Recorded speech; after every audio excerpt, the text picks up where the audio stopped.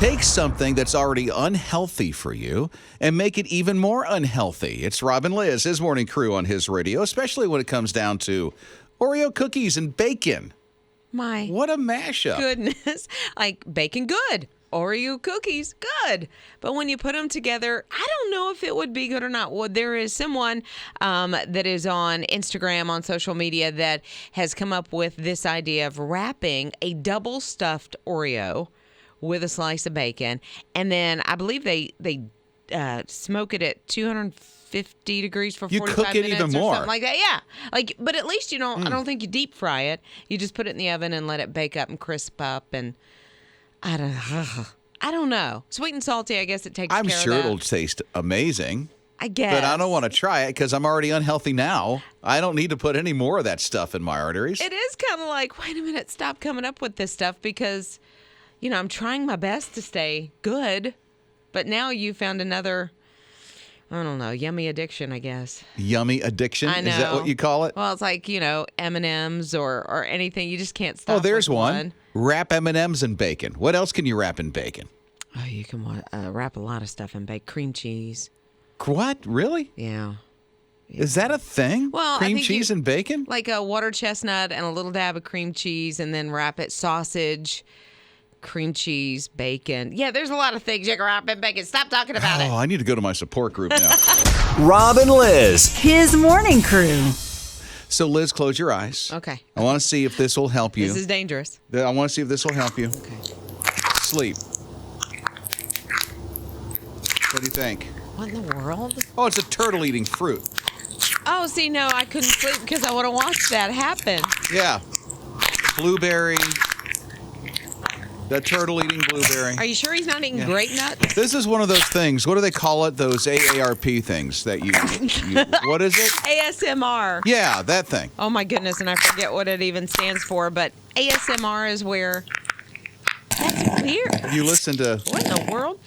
That's the broccoli. Well, sometimes you'll hear somebody scratch on a microphone or they'll kind of talk really softly and almost over-enunciate.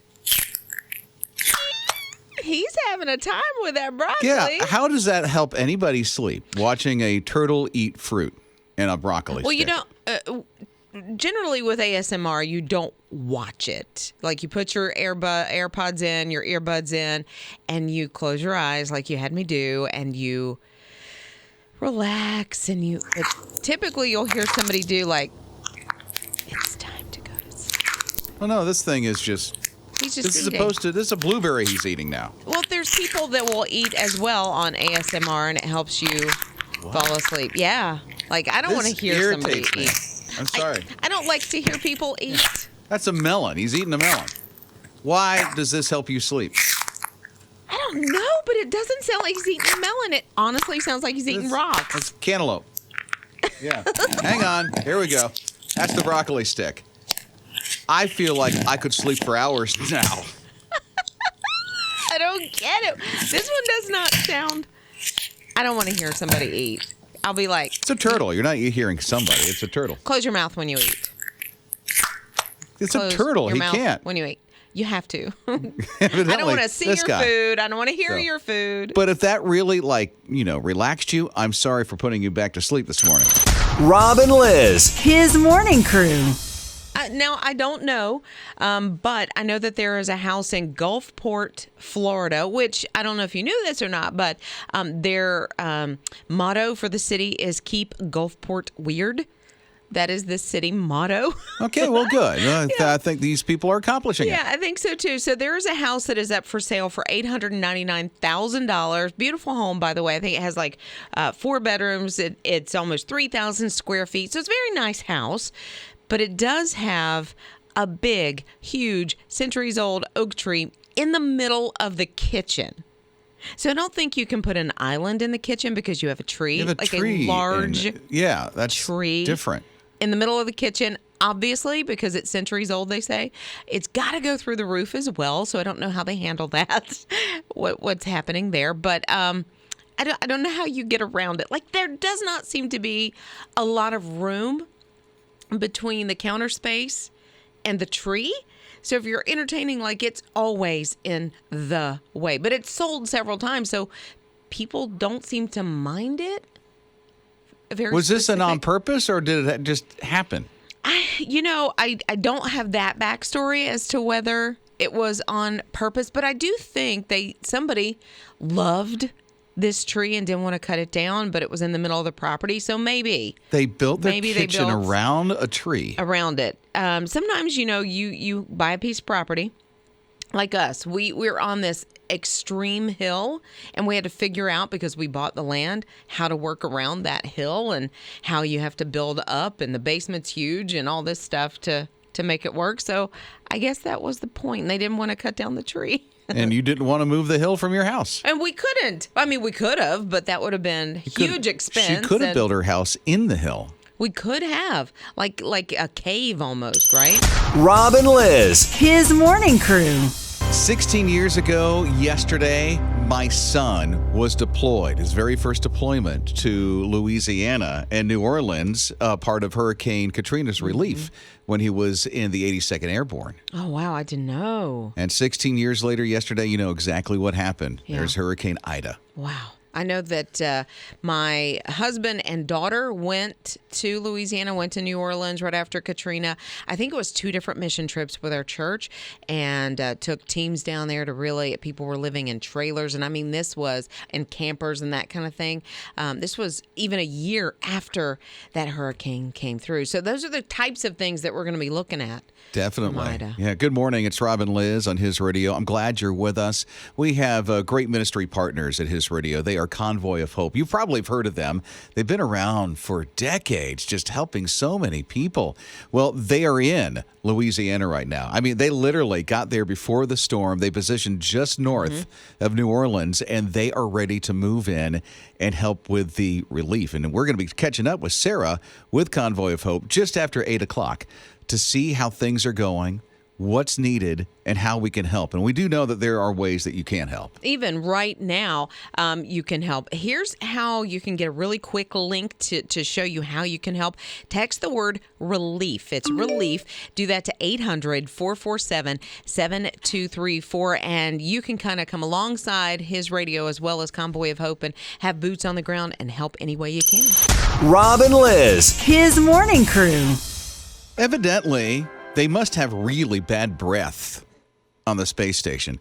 It's Rob and Liz, His morning crew on His Radio. Yeah, so it's I can see it as a new show. Tic Tacs in space. Tic Tacs is sending mints. You didn't like that? Tic Tacs too. That kind of got cheesy. Well, yeah. I mean, Tic Tacs in space, I think that's the whole point, is to be cheesy. For whatever reason, Tic Tacs are trying to send messages to what may be in outer space. And so they have sent up a literal, large Tic Tac full of Tic Tacs to space. You mean not to the space station? No. No astronaut has this? They just put a big, gigantic thing that has Tic Tac on it, and it's full of Tic Tacs? Yes. So aliens have bad breath, evidently. What a great statement to say.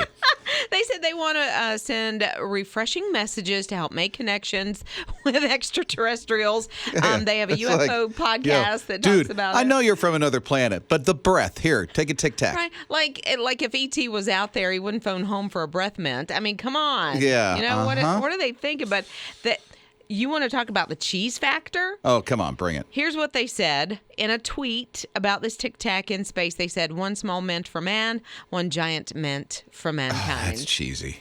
It is so cheesy. Oh, but you know man. what? They got what they wanted because everybody's talking about it. Tic Tacs in space? Are you kidding? That's a lot of money to waste. It is a To lot. throw a bunch of Tic Tacs up in space that nobody's ever going to have. But better than a 30-second Super Bowl ad, right? Rob and Liz. His morning crew.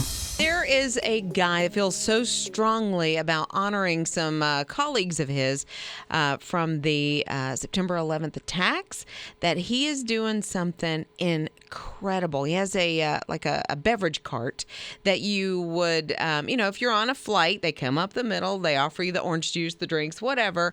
That's what he has. And he's pushing it from Boston to New York City to Ground Zero. He's pushing this thing 200 miles. basically, and it's to honor his colleagues who passed away in the September 11th attacks.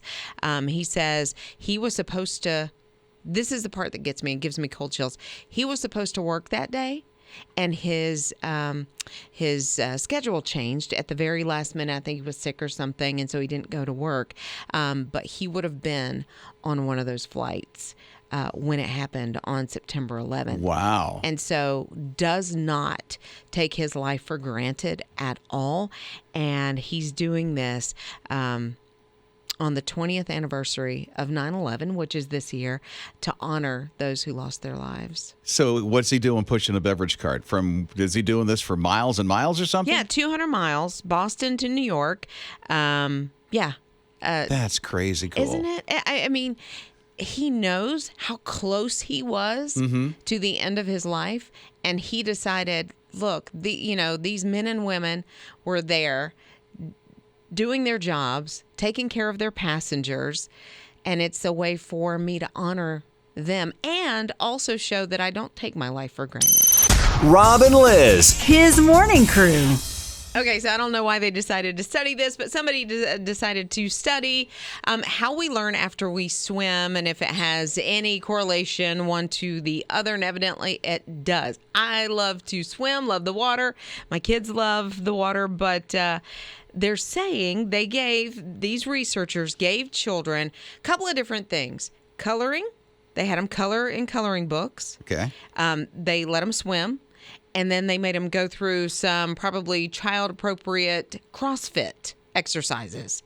And they found that when they came out of the swimming pool or wherever it was, that they were actually learning at a higher rate. And they're actually swimming, like they're doing laps. Yes, they're doing laps. Okay. They're not like playing Marco Polo or just, playing around on the shallow end or anything like that. Like they're actually swimming laps. But they also found in older teenagers and adults that, of course, something that we already knew, swimming is good for like your joints, which is why, senior citizens do a lot of water aerobics because it is not as hard. Kind of low impacting, on the knees. but there's a lot of Exactly. resistance because of the water. You'd be Right. shocked on how hard one of those kind of classes are when you go to an aerobics class like that. But I can see how swimming can make you harder. It's hard to do. Oh, it Honestly, is. you have to think through so much. I've done a lot of triathlons in the past years, and the hardest thing for me to do at the triathlon is the swim.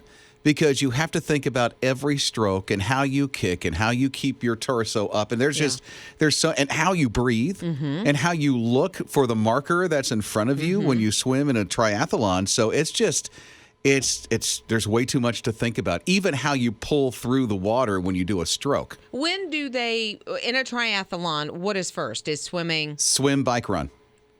Swimming's first? See, to me, that is completely, and I'm no triathlete for sure, but that kind of surprises me. I would think it would be at the... You don't want it last because you'd be dirt tired. Yeah, but swimming wears you out. I mean, I know when you spend the day at the pool or the lake or whatever, and you're actually in the water and you're swimming, that you come out and you're ravenous and you are exhausted. I don't know who that is. Who's ravenous? Okay, you're hungry. Rob and Liz. His morning crew. Wonder how this sounds to you. Large pretzel covered in candy corn syrup, topped with sprinkles and marshmallow icing. If you want that, you'll have to go to the Texas State Fair because they're known for crazy food like that. It's Rob and Liz, his morning crew on his radio. Yeah, every year it's like they try to top themselves from what they did last year. So that's one of the things that they have. They also have a deep fried I-35. That's what they're calling it. And it's kolache dough. And then it has brisket on top. Peach juice and Dr. Pepper is what they mix to make their barbecue sauce.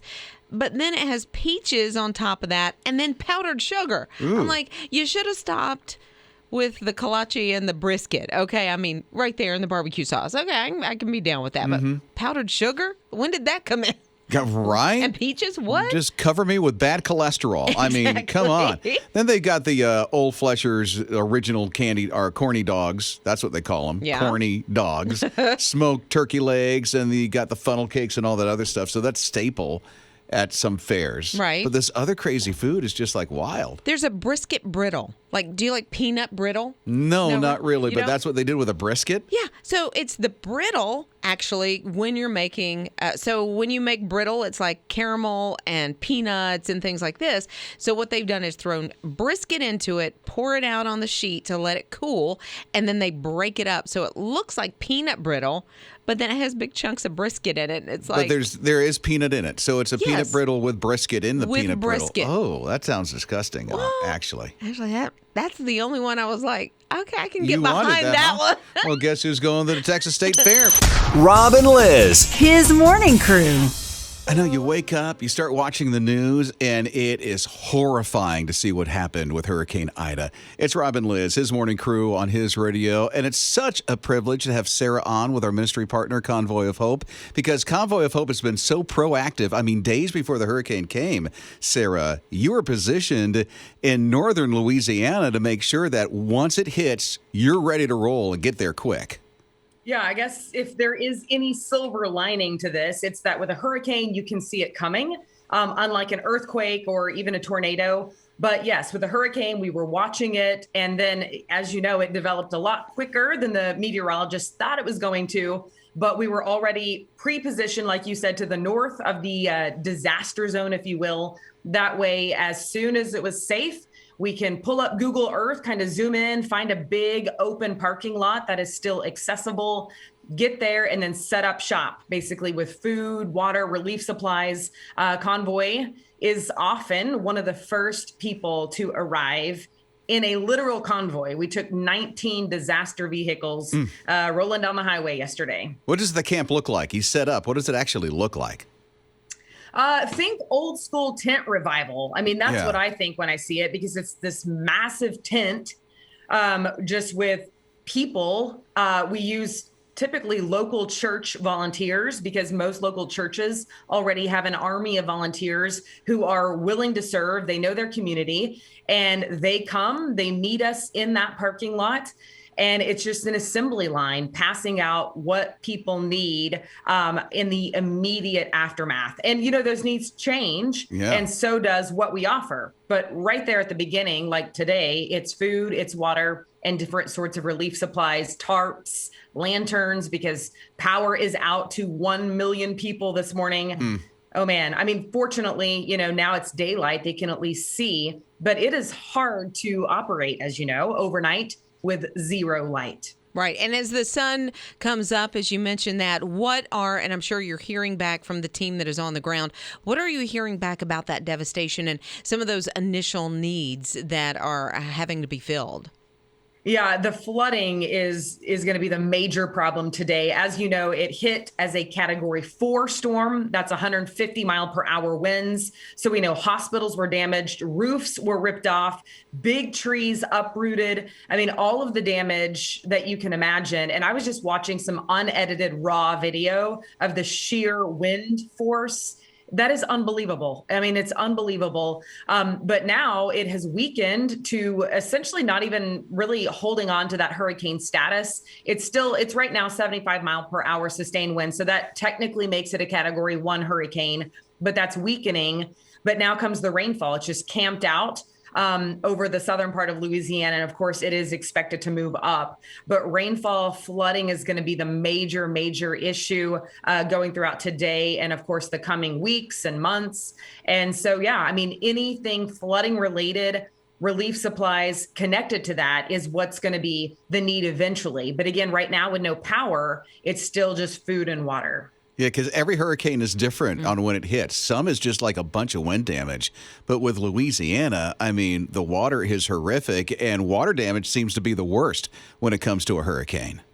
Yeah, and we're going to see if this levee system that was built 16 years ago to the day, as you might know, Hurricane Katrina, the new levee system was built after that. So really, this is kind of the first test. I mean, they've had a couple other ones, but this one is the big one.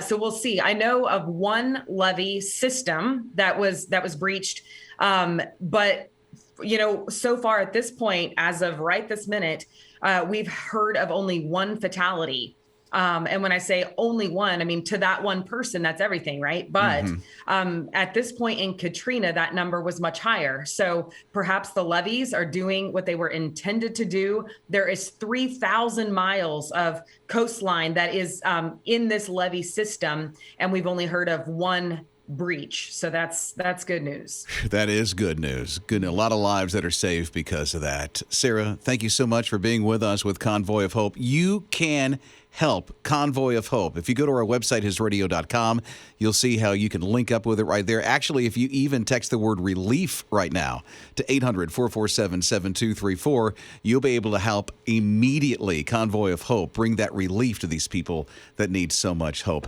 Any last words you can think of, Sarah, before we let you go? Oh man, we are just thankful for you guys. We're thankful for local media who gets the word out, because everybody watches this video and you want to do something. Please know that your dollar goes further with Convoy of Hope because of our partners, our corporate partners, business partners, people who donate water. I mean, we can get it for cheaper. So please, please, please donate and help your neighbors in need. Again, do that by texting the word relief to 800-447-7234. Go to hisradio.com or tap on the My His Radio app.